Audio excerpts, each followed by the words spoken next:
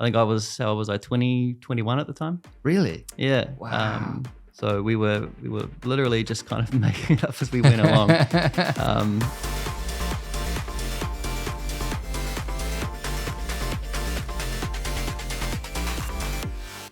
Welcome. Kia ora. It's Robbie here from Work Agency with Benjamin from Work Agency. And we're in episode 2 and we're super excited to have Nick Clark here from Flight Coffee. And yeah, this is our new podcast. If anyone has a name for it, we are all ears and we cannot wait for you to come on this journey with us. We are a full service marketing agency from Wellington. Yeah, we're just super passionate about brands that have generated a community around what they love and have brought the people to where they're going. And Flight Coffee have done an amazing job of that. And we're excited to have you on the show. Thank you. Good to be here. Number 2. Number 2. Yeah, And named. We just got started. And yeah, here we are, just making it up as we go. Good. But no better person to talk to than yourself. So appreciate it. Well, cheers. Back at you. I just came for the hangs, if I'm being honest. Heard you guys in Auckland. I was like, yep, no. Isn't that what a podcast is? Just some people hanging out? I think so. Yeah, I think so. Yeah, and yeah, so we're up in Auckland, but you didn't start in Auckland, did you? No. Do you want to just talk us through the first iteration of Flight Coffee down in little old Wellington? Yeah, cool. Well, actually, Wellington, technically Hawke's Bay, which not a lot of people know. So we started back in officially 2009. Is when everything kind of came together. But Richard, my business partner, he purchased a coffee roaster in 2008, owned a cafe at the same time, decided he wanted to roast coffee for himself. Matt, who was another founder, was like, hey, I'm going to do this with you so you don't stuff it up, literally words being said. They got cracking a few months after. They were like, oh, we kind of need, a third person to help take this from a little garage project into something else. I knew Matt from working around the Wellington hospo scene. He tapped me on the shoulder, said, hey, do you want to do this? I was at university at the time. Well, technically I was enrolled at university at the time. What were you enrolled for? BCom. Yeah, nice. The sensible thing to do. Yeah. Came in handy, evidently. Well, I mean, they could argue. hey, I did a BCom too. And people always say that to me. Came in handy. And that's the difference. You did a BCom. I was enrolled in a BCom. Oh, right.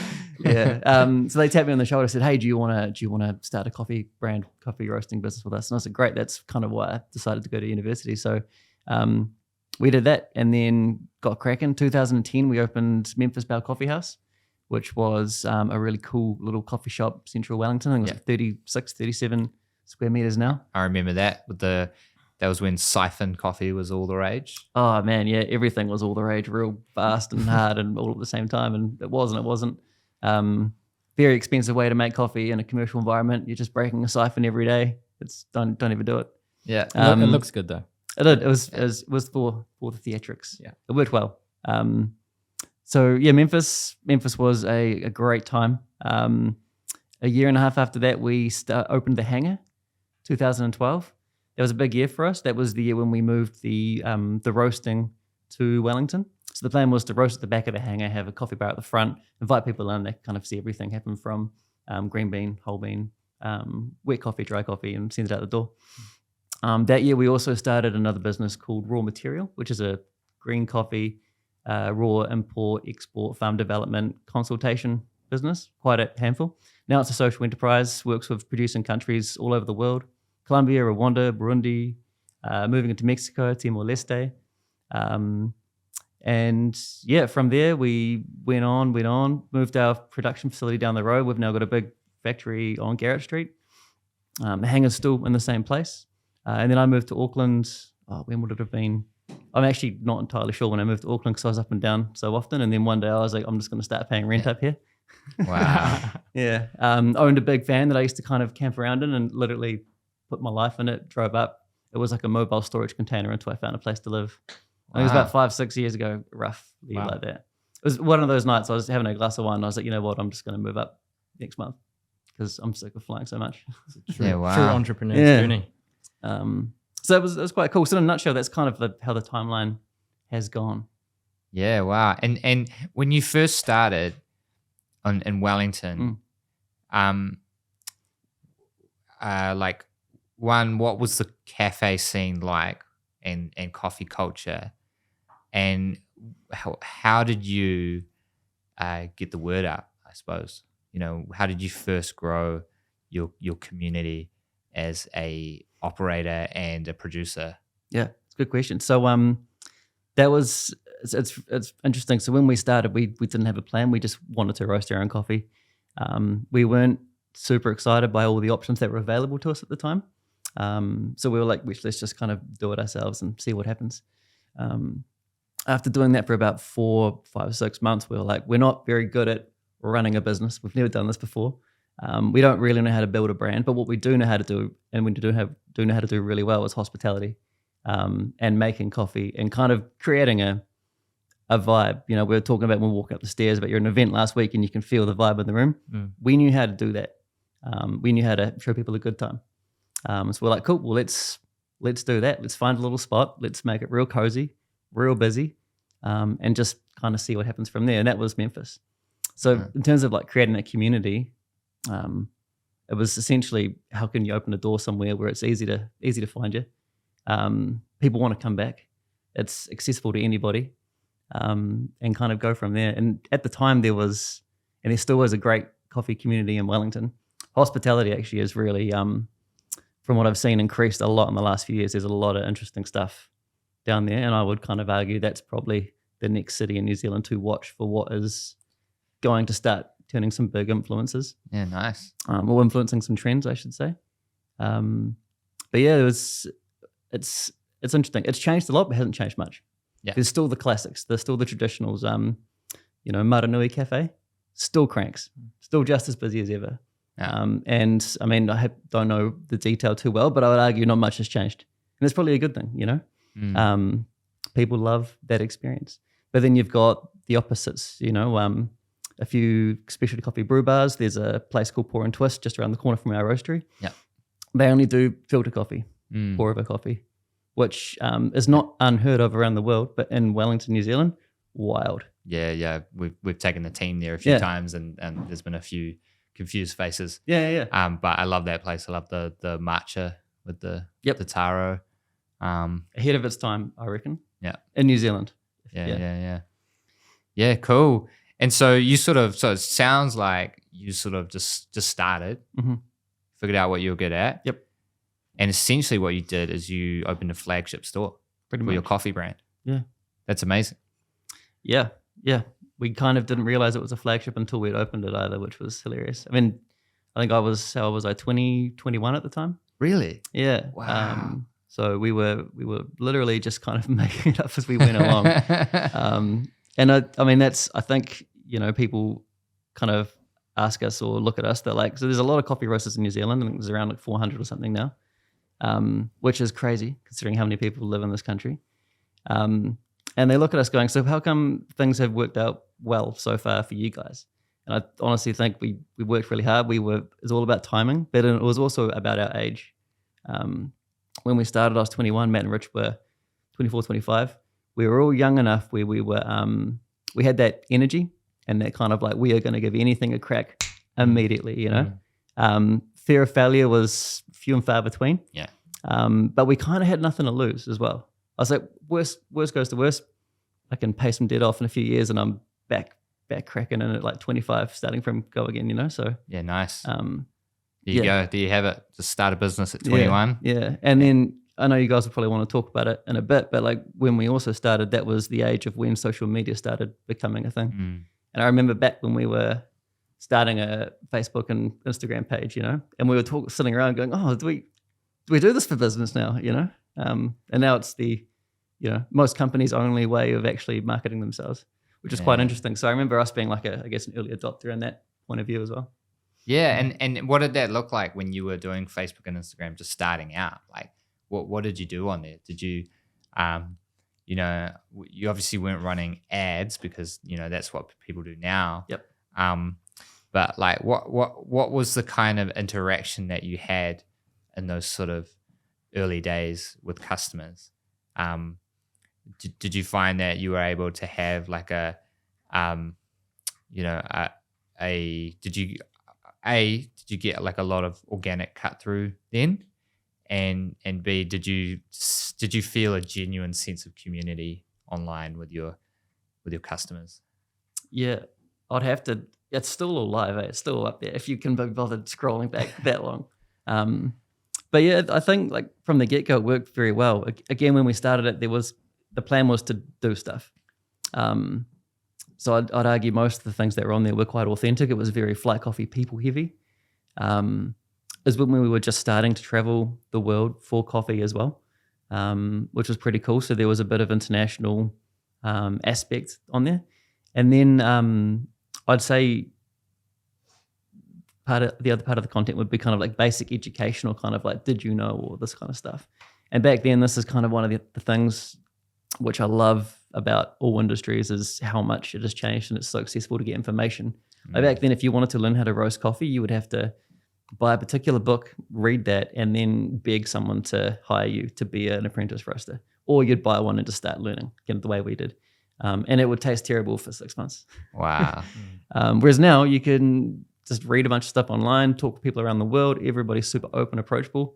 It's not this big, like, I've got my secret recipe in a vault.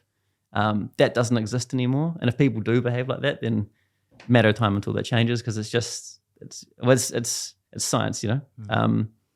It's not too hard to figure out if you just apply yourself and want to test. So it's been very interesting in that regard. So you're sort of saying that like maybe there's a transition for when you first started, where we've entered into sort of this new sharing knowledge sort of economy, if you want to call it that, where, you know, the knowledge is everywhere now. It's, you know, we were actually having discussions about this yesterday about AI and all sorts of stuff, and that's a whole nother rabbit hole. But there's sort of this new philosophy of like, you know, do you just sort of try and hoard away your knowledge? Do you try and stop do you keep your secrets guarded? Or do you participate? Do you share? Do you join in with your industry's community?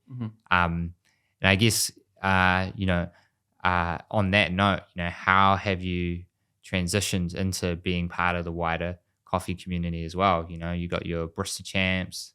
You're now stocked in how many cafes and restaurants? Yeah, just over 100 cafes around New Zealand.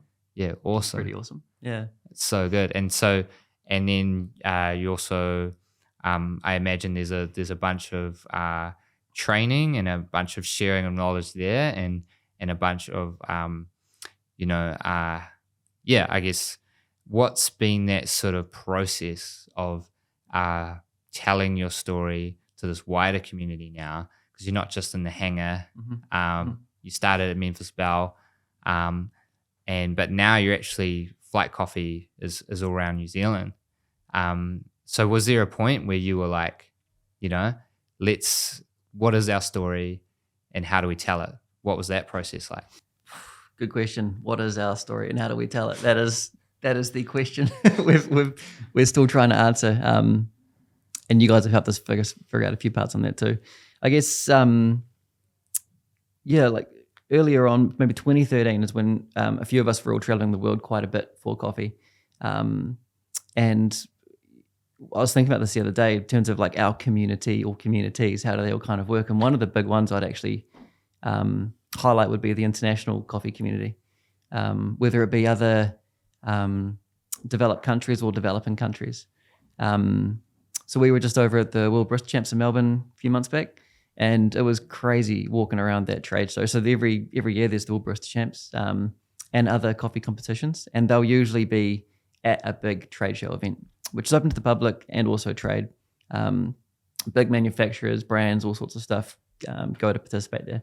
And walking around there, like running into how many people I knew and have met over the years that they recognize you, like, how's it all going? They remember the last conversation you had. They've seen stuff you've been doing online. It's like they know what you're up to yesterday. It's weird, but at the same time, awesome. And it just kind of fuels you with this sense of, I don't know what the word is, just excitement.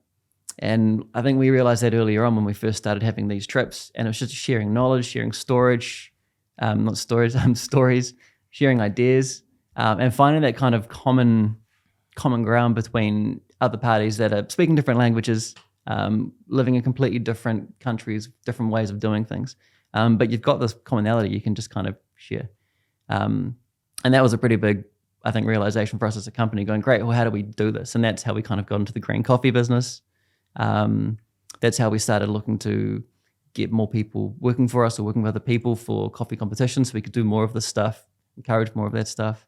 So that was probably one big part of it. And then in terms of the process for telling the story, it's there is one, but there also isn't one. It changes so much so quickly. Every year we go to sit down and kind of go, great, what's been happening? And we'll look at our notes from the previous year and we'll look at everything that's changed in between since now and then, and it's just ridiculous. But that's kind of part of it, is like change is a big agent.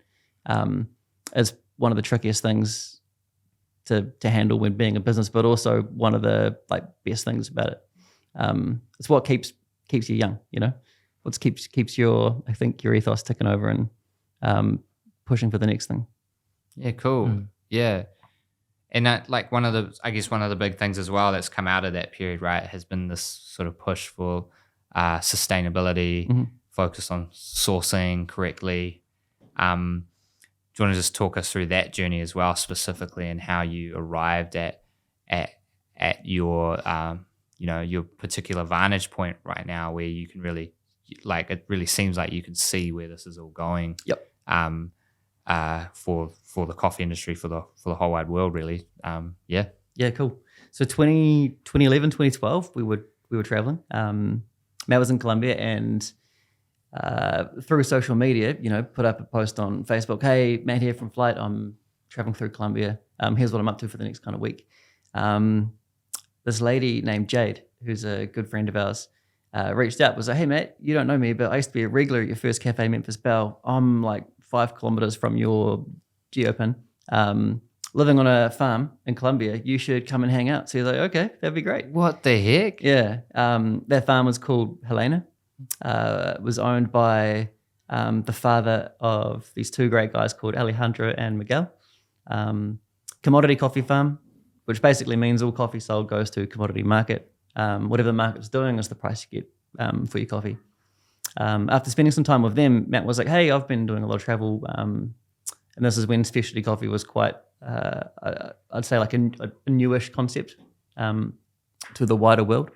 He was like, look, we want to focus on specialty coffee. That's what we're kind of striving for and angling towards, and we believe it is a big part of the coffee future.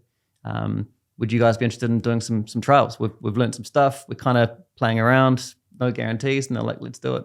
So they did some basic planning with the people who would come in and actually harvest the cherry, and essentially just incentivize them to pick better quality fruit at the right time. If they did that, they would get paid more. And then the theory was, because their fruit's better, it would produce better coffee. So they did that. We could work it out so pickers would get paid 2.5 times what they would have been getting.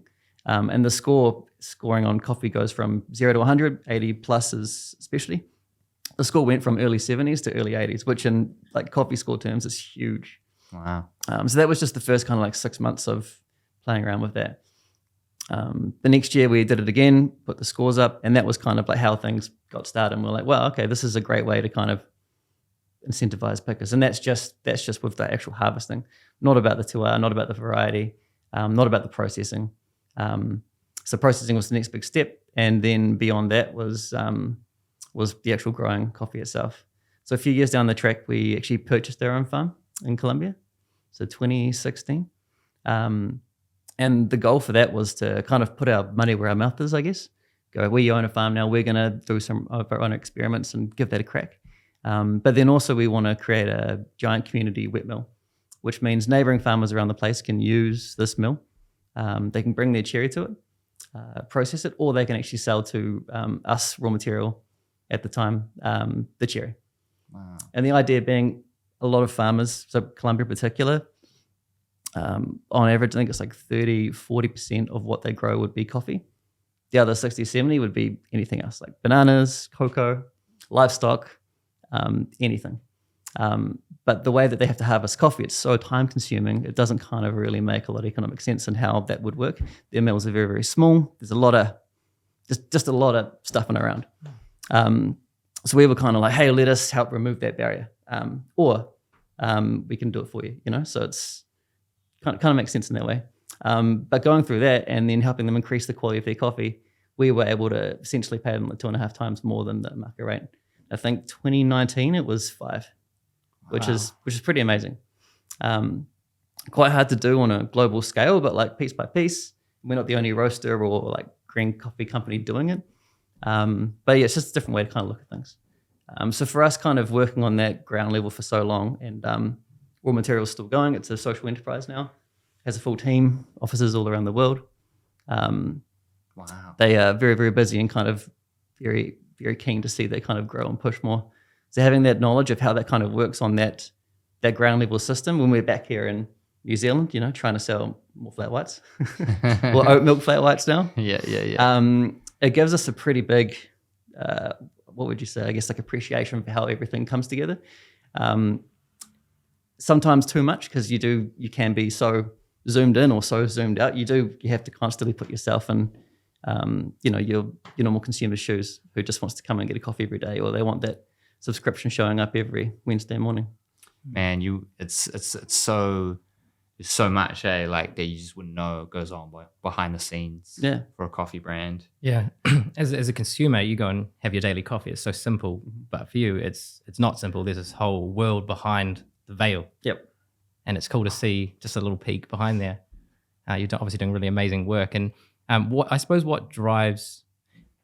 thinking about now, you have Flight Coffee as a brand, you've got raw material, you've got the hanger, you've got a lot to juggle, and you've sort of this interplay between those different brands. How do you keep it all unified? So you're balancing the looking, the zooming out and the zooming in. Yep.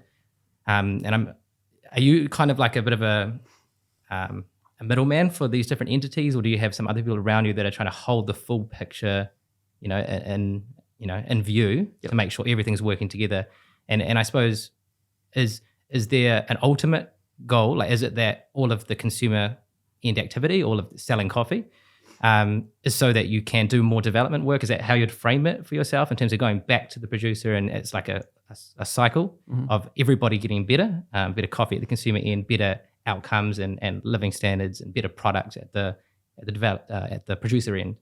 Kind of, yes. How would you frame that for yourself and keep that all in view and hold it all balanced so delicately? Yeah, good question.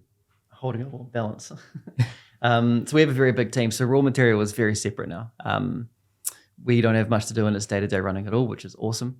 We kind of leave them to it and buy coffee from them now. It's a dream scenario. Like me personally, I never wanted to work full-time in a green coffee business. Everyone's got their things that they want to do and they enjoy doing and they know what they're good at. That's not me. I'm more the other end. I've always kind of said my job at Flight, or our group of companies, is everything after the coffee's been roasted. That's kind of where I come in and what I focus on and what I enjoy doing too.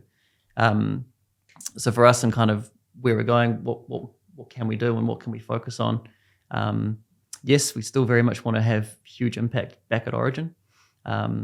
We want to look at more ways at doing that as well, like not just raw material, but how can we kind of leverage our buying power, leverage Flight's brand and networks throughout New Zealand and the rest of the world to kind of follow suit or challenge things and look at things differently.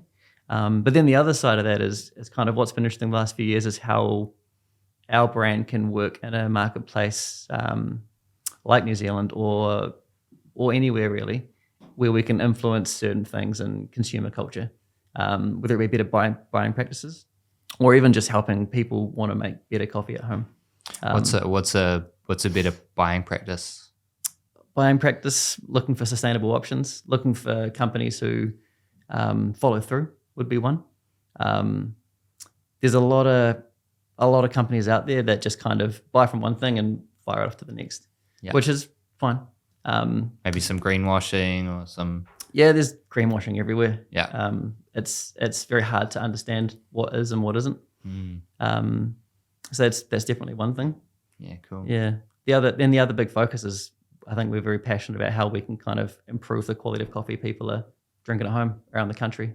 And then looking at all of our 100 plus cafe restaurant operators we work with, helping them through like a financial challenging time, which has been COVID the last few years too. So it's a tricky balance of kind of figuring all this stuff out. Interesting. And I suppose consumer patterns would have changed over the years, and as people have the ability to make a higher quality coffee at home, have their beans delivered to their door, be working with whether it's Swiss Golds or Chemexes, or they have a home espresso machine, you would have seen a big uptick in that sort of home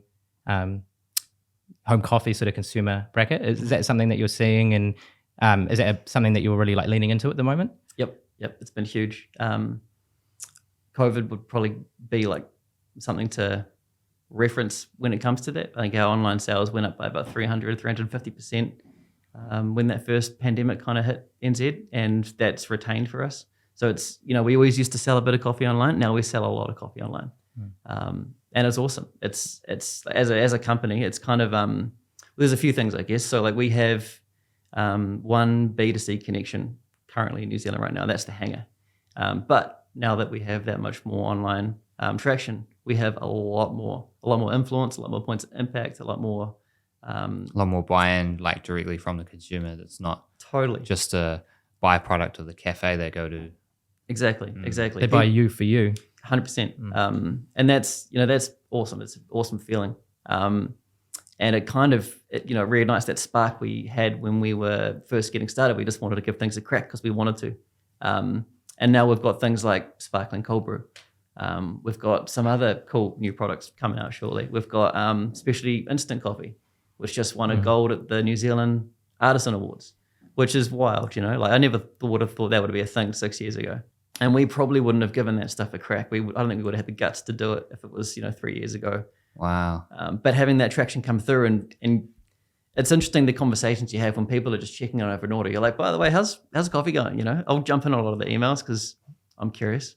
And you have a bit of back and forth with Pam from Dunedin or, Dan from Wellington. And shout out to Pam. Yeah, nice one, Pam. I actually know Dan in Wellington. Good friends. Yeah. But it's really, really cool. And then new products like this, it's another conversation starter. It's another viable product we can bring into revenue. It's another way we can kind of get attention to point to other issues, or just to the idea of we want to create a better experience for coffee for people. Cool. Because you think of coffee, your standard espresso, but there's probably 1,000,001 ways that coffee can be, sort of turned into something fun and exciting and new and novel, like the sparkling cold brew. So is that sort of product development that's really important to you, to sort of pursue new ways to really offer coffee experiences to consumers? And would you say that collaboration is a part of that at all, in terms of finding new and interesting ways to sort of, I suppose, upcycle the product? And Yep, huge. Collaboration is an interesting word. It's been used a lot right now. It has been used a lot in the last few years. But it's, I would say, for the last 2 years and the next, probably forever for us, it's going to be a massive part of our DNA. This product here is a collaboration between us, our team, our producers over in from Raw Material, and then also our buddies at Newground who actually manufacture this product for us. And that's super interesting. We had an idea, we took it to them, we had source to get product from, we worked together, we spit things out, and now we've got this delicious can of 240ml sparkling cold brew. Amazing. Which has a shelf life of 9-10 months. It tastes exactly the same every single time you open one. Drink it cold, it's best cold. But again, we never would have thought that would be possible 6 years ago, to take specialty coffee and put it on something on a shelf that can taste that good. You'll see a lot of coffee around the place that'll be like, oh yeah, it's all good. In 6 months' time, it might be okay, but it's definitely not as good as it could be. And that's something we've been very conscious of, and it's been a big challenge for us, thinking about it as a business, going, how do we get into more marketplaces? Whereas, the instant's got a shelf life of, 24 months. Again, I'd probably say we'll use it in 18. But that's wild. We can now take that product to the world confidently, going, it's going to taste amazing in a year. So if it sits on a boat for 3 months, it's totally fine. And that all came from collaboration. That all came from networking and trips around the world, talking to different people and things like that.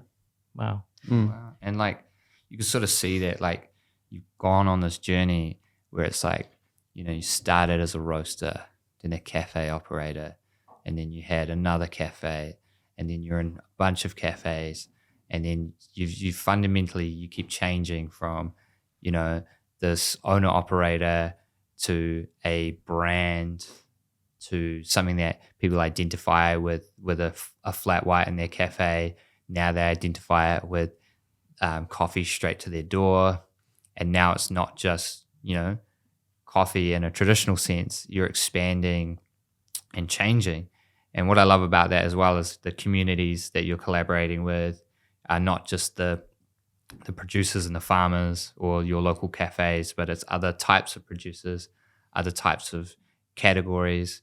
And I guess that sort of, leads to this sort of next question of like, the landscape's changed from when you first started, when you first opened that, Facebook account, that Instagram account. A lot has changed, How do you now get the word out? How do you now see yourself as a brand in the coffee industry, cutting through the noise and having a meaningful interaction with your community? Post-COVID, you mentioned that, but the platforms are fundamentally different and there's a lot more roasters and producers now. I guess, tell us a bit about that, how you're sort of defining your voice and your community during this time. And just while you're thinking of that, is it all right if I just open a sparkling cold brew and just actually have a little taste? Go for it, man. Nice. Got to rep the product. Proof's in the pudding. They are there to be enjoyed. Are they cold? Can I? We had it in the fridge for a little bit. So hopefully. Does anyone else want one? Oh, one. Yeah. Yeah, man. Good set. Thank you. That is a good question, Robbie. Got to get that crack on the mic. You got it? Got to get that fizz. Can you hear the kind of? It is very fizzy, isn't it? Yeah. So how do we cut through the noise? It's a good question. It's tricky. There is a lot of noise out there. There's a lot of brands competing for spotlight. We recently went through a workshop with you guys, as you know, for communication strategy, which was wicked. So we're about to take that to the team to start kind of breaking that down and rebuilding back up with them as we bring on some new projects. So I think that'll be quite helpful, is actually spending the time analyzing who we are as a business, who we are as people, why we got into this game in the first place, how that's gone, and then what are the next kind of few years look like. So that's kind of, I guess, like step one has been actually just taking the time to sit down and whiteboard it, map it out. Do we agree on this? Now where are we going? The second part, I think, would be understanding our avenues. We already do quite well. We're really good at roasting coffee. We're really good at authentically operating a business and a brand and communicating to people. I think our tone of voice as a company is quite unique to a point. We get a lot of feedback about it, which is great. I think that's something for us which has helped get that cut through or position us in a certain way. And I also think the fact that we've had, the same people kind of in the driver's seats the entire time has probably helped a lot too. We've changed seats a few times and things like that, and we still probably will. And that's only been a positive. There's lots of things to learn. You can't always do it when you're sitting in the same seat. The other part would be taking that idea of who are we, where have we come from, where are we going, and then looking at new products like you're sipping on, and going, how can we use things like this to help make noise? So we did this product because we wanted to. We reckon it would sell, but primarily we want a delicious coffee that we can drink in the summertime out of a can. Yeah, and it's different too. It's very different. You haven't just gone for that, classic flavor. Yeah. You've added so much to it, and it's just great. We didn't just want it to be coffee in a can. There's already coffee in a can, Manuka honey and mandarin. So is it infused, or is it all mixed together? Mandarin extract. Okay. And Manuka honey is actually freeze-dried powder. Right. Yeah, which is a pretty cool process. Interesting. So the coffee in this is an espresso. It's a coffee extract. That coffee extract is then, if you wanted to say make instant coffee, that's turned into a powder. So that's the other big point, is like the instant coffee we launched this year. We told people we're doing it, and a few other roasters have done it around the world. And the responses we got from people were like, "You are absolutely crazy." They like stopped in the street and would be like, "You're what? I just saw you guys doing this. Tell me more about it." Couldn't believe it. Like people, some were actually a little mad we were doing it. I think like when we launched it on our EDM, I had one email from this dude basically say, "That's fucking disgusting. Unsubscribing now." Wait, is that after he tried it or just the thought of it? Just saw the intro email being like, Wow. introducing specialty instant coffee, and I was like, not gonna lie, I kind of like that, eh? But I've got to believe that if anyone's going to do instant, you're going to do it well, right? Yeah. And And I that's mean- the thing. We wouldn't have released it if it wasn't good. Yeah. But what's great about it is it was that head turner, you know. Sparkling cold brew was one. You know, a few people turned, a few people, oh, yeah, cool, whatever. Some were really interested, some were just like, that sounds great. Instant, most people were like, what? If they hadn't heard of the concept. And for us to have that conversation or break down that barrier and then show them that it's a delicious product, which tastes very, very similar or not the same as filter coffee, French press, is pretty cool. And for a brand to be able to do that to consumers is super powerful. You know, you're kind of showing them, well, you're just, you know, debunking stuff. Totally. You're taking something they had in their head because of previous experience, and you're showing them that it can be done a different way to a different quality and standard. Yep. And you're actually saying this is now a new way you could drink coffee every single day. Blue Bottle just released an instant coffee in a jar over in the States. Huge coffee Instant company. coffee in a jar. Yeah, it's the same as ours. Right. They're the ones that are blowing up in Japan, eh? All over, yeah. Yeah. Originally from the States. Yeah. I'm actually not sure of where they are all around the world now, but yeah. Japan's big, but like one of their founders was on video the other day saying, you know, we tested it against your cold latte made on an espresso machine, and it stood up, maybe even tasted better. Wow. So he was like, you know, from a marketing point of view, like I now challenge espresso machines at home kind of thing. But I absolutely do. You know, I don't have an espresso machine at home. I drink filter or this or instant. Wow. And that's, you know, that's super interesting to me. As someone who works in coffee, who works on the brand, who works on a lot of the new products and kind of the next, like, what are we doing next?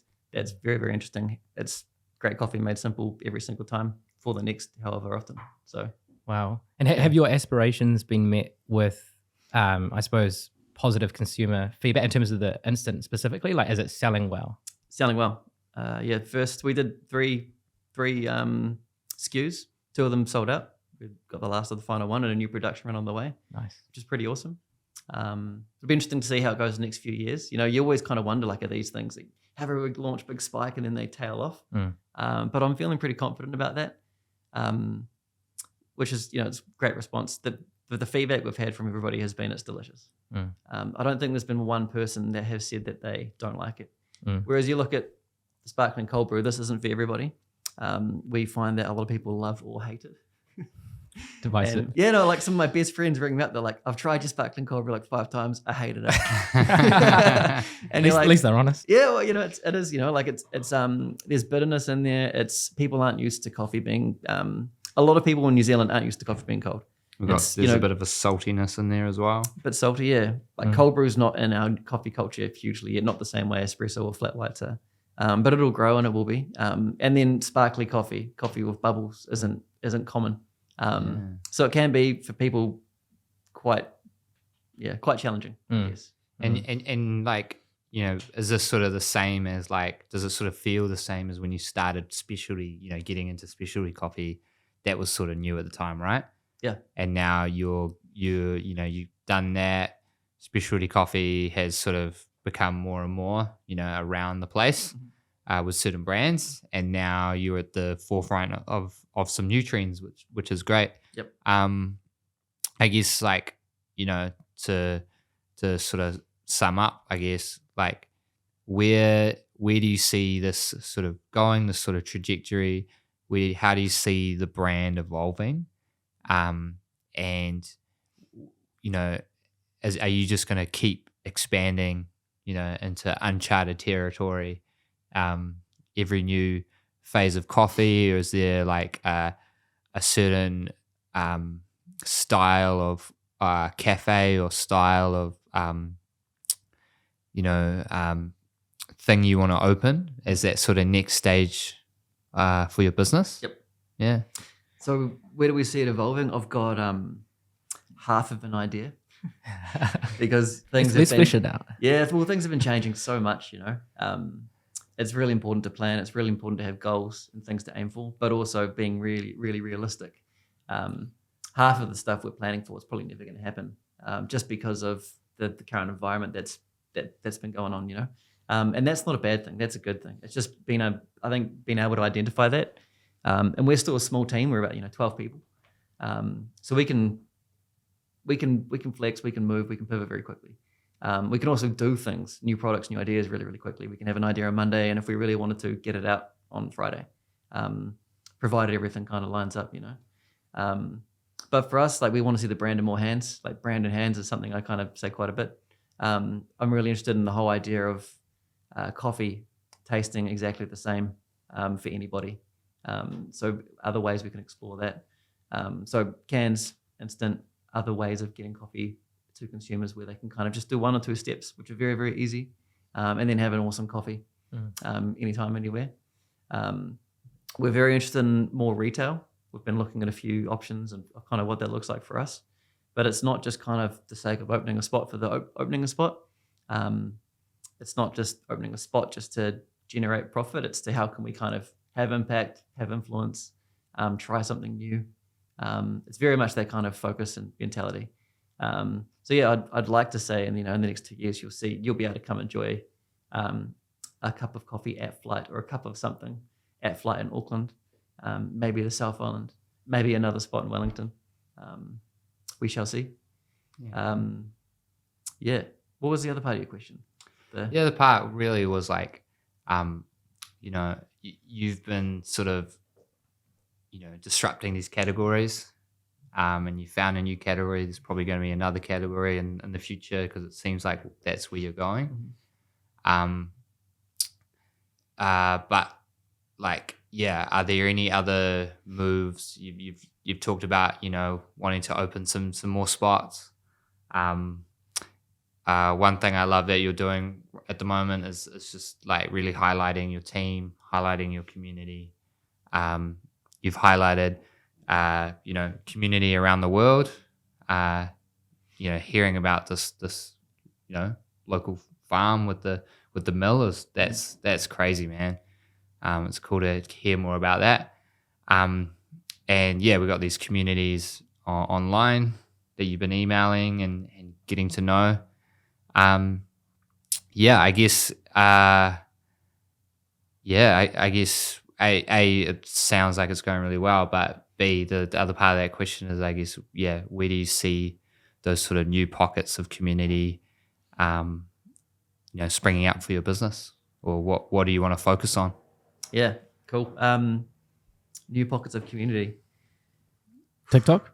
Yeah. TikTok. Yep. Everyone keeps looking at me going, because we've got a TikTok account now, which is slowly growing, which is cool. We've got some nice reels. Nice. And everyone at the roastery is freaking out about when I come down and I'm going to ask them to dance. Do you put it in everybody's job descriptions from now on?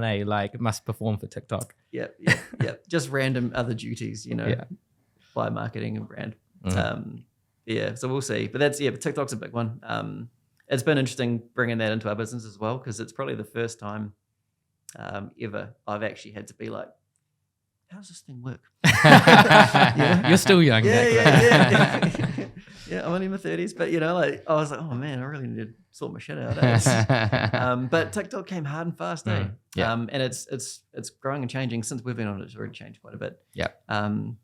So trying to figure out how to build that into a strategy, which is already a strategy geared up for continuous change.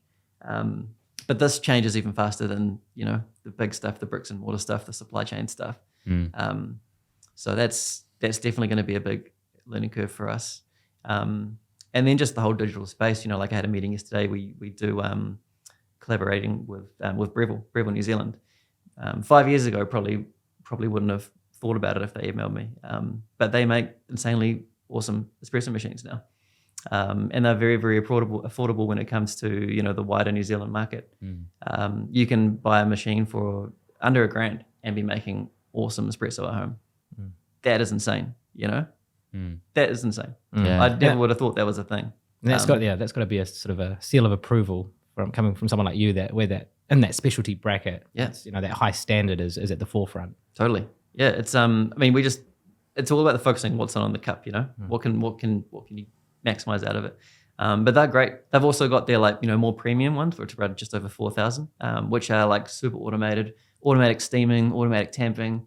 Like you can teach someone how to make an amazing coffee on that in 30 seconds continuously. That's I'm interested in that. That's great. So good, because I'm useless. So I need some help there. There you go. We'll sort you out. But working with companies like that to help take these machines to our customers, their customers, new customers, and then finding out other ways to communicate with them. So our meeting was about digital online masterclasses, mapping out a plan for that for next year. So now we're kind of, in people's kitchens, living rooms, digitally, potentially. So that's a whole new platform community for us. I'd say we're reasonably tech savvy, but not massively tech savvy. But now we're having to get our heads around a rapidly growing TikTok audience, which seems like it's the future. Yeah. And then working through other data lists or new databases with customers to work with them on their home espresso machines. So Pam and Dunedin can hang out with me on a Saturday morning, totally talking lattes. Well, she could, if you sort of thinking about AR, the opportunity. the metaverse. Yep. Yeah. Agnostic, AR agnostic. But, thinking about, but people literally being able to walk people through that process, right there and then with their machine in front of them and being now push this, dial that, and have an interactive experience where it's like they've got a personal barista trainer in there, Yep. And the benefit in their face. Benefit for them is, it's a well-known coffee brand, which is huge focus on quality and sourcing. And on top of that, the person running the masterclass, they would have won a New Zealand coffee competition in the past, Wow. So you're dealing with someone who understands their craft to a point where they can do it very well on a particular day and walk away with a trophy or something. But it's pretty awesome. It's great for seeing a consumer being like, wow, I'm going to have Alan Bruce, New Zealand Cup Test champion, teaching me how to make espresso. That's amazing. Wow. And that totally is literally a whole new expression of relating to your customer. Yeah. And it just doesn't stop, and that's just amazing. I'm holding off jokes about the metaverse right now, but you're only getting more and more in touch with your customer, and that's just amazing. Metaverse, Breville, home, barista workshops. Yeah. Heard it here first. And then the other line of community is kind of talking about collaborating before. We've got a few brands we're working on some products with at the moment, which are about to come to market, that we are not producing, but we're working with them with our product kind of intertwined into it in one way or another.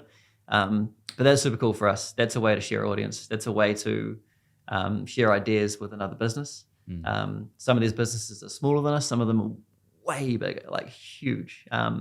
And we've been shoulder tap from them being we want to work with you to do this. And I'm sick. Yeah. Let's do it. Nice. So I'm working with a company's marketing department, and I'm like, oh, great. They're like, so where's your department? And I was like, yeah, no, it's just me. You're talking to them.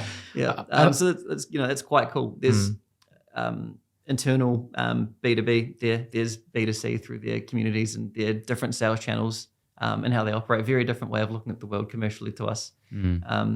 So fun learnings there, but also, again, a lot to gain with growing that community. So you've done so well. You came in as the young disruptors in a little pocket of the industry down in Wellington, and you shook things up. And there were probably, I imagine, lots of the guards of the industry. So, a little ragtag bunch of 21-year-olds or whatever coming in and messing things around. And now you've got to this point where you're the leaders and the innovators, and the big companies and the little companies coming to you because they want to be on the ship with you.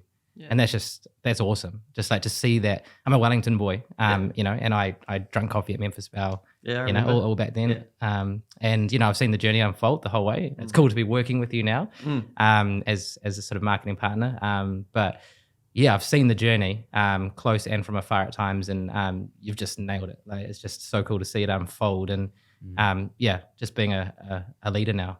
So, Oh, thanks, man. well done. Yeah, cheers. Yeah, it's been a ride, eh? We just try real hard, to be honest. That's our secret. Yeah, and it looks like you're having fun fast. doing it as well. Yeah, Yeah. it's a big part. Yeah, and I guess just to finish, with a real quick one.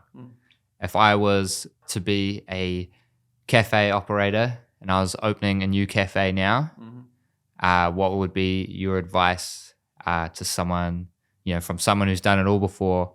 What would be your one piece of advice for someone opening a cafe now in New Zealand? Don't know if I've got one piece. I've got many. You probably got a whole manual. I've got many. But if you were, I would probably know your numbers, which sounds kind of a bit boring. But like, if we could go back and do everything again, man, we did not focus on the numbers until the first few years, or after the first few years, and what a difference, as you can imagine, it makes. We've got like a bunch of different models, calculators we work with now and create. And we just had an online session with a customer about a month ago who was looking at a new spot. They already own, or they've owned like a few spots. They've got one now. They're looking at doing another one, and they're kind of like, "Oh, do we do it? We don't really know." We're like, "Let's just jump on a Zoom screen share. We Zoom all the time now, and we'll walk you through. We'll input some assumptions, and we'll actually spit out like your business case essentially." Wow. So after like 45 minutes, it is quite hard and fast, but this thing's geared up to be able to take a few bits of raw data, some key assumptions on what you think your business is going to do, and then it'll spit out a pretty good idea. And that's one of the models we use when deciding to do, some of the new produce we're looking at now. So it's pretty good sense check. So that would be one of them, I guess. Is like find a way to sense check your numbers or your plan. Wow.